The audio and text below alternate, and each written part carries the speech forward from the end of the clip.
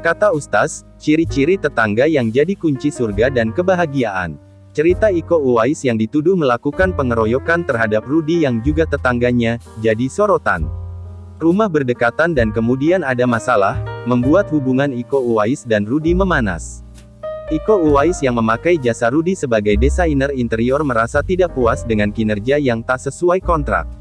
Kedatangan Iko Uwais ke rumah Rudi yang jaraknya hanya dibatasi oleh beberapa rumah dari kediamannya, justru berujung saling lapor dan klaim menjadi korban penganiayaan. Kejadian yang dialami Iko Uwais bisa menjadi pelajaran dalam menjalin hubungan dengan tetangga.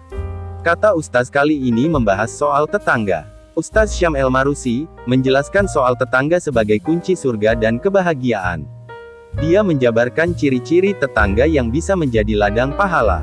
Berikut penjelasan lengkap Ustaz Syam El-Marusi.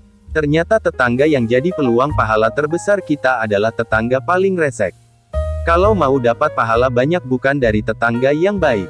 Karena kalau tetangga yang baik kita hanya membalas kebaikan, tapi kalau tetangga yang resek kita baikin itu pahalanya subhanallah. Saya baik sama tetangga saya bukan karena dia baik, tapi karena Rasulullah yang memerintahkan. Berarti pahala kita mengikuti pahala sunnah baginda Nabi. Rasulullah tetangganya siapa? Abu Lahab. Abu Lahab jahatnya pada saat itu, sampai ada satu surat khusus untuk dia, tabat yada Abi Lahabi wa tab. Bukan hanya Abu Lahabnya yang jahat, seistri-istrinya, sekeluarganya, seharta-hartanya jahat dan dia adalah tetangga Rasulullah SAW di Makkah. Maka ladang pahala itu sebenarnya tetangga resek. Kenapa? Karena kita jadinya berbuat baik kepada orang yang jahat kepada kita dan itu pahalanya menjadi luar biasa. Namun, ternyata kalau mau melihat kebahagiaan, Rasulullah juga mengajarkan kita. Di antara beberapa kebahagiaan yang Rasulullah katakan, ada istri salihah, ada rumah yang lapang, ada kendaraan yang nyaman, di antaranya ada salah satunya, tetangga yang baik. Tetangga yang baik adalah kunci kebahagiaan dari seseorang. Cirinya yang baik bagaimana? 1. Ketika diundang dia datang.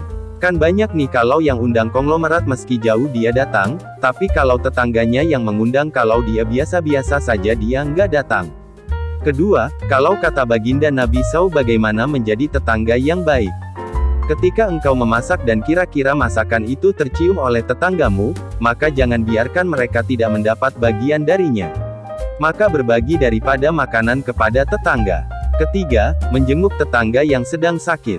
Ketika kita tidak mampu membesuk dengan fisik kita membesuk dengan support.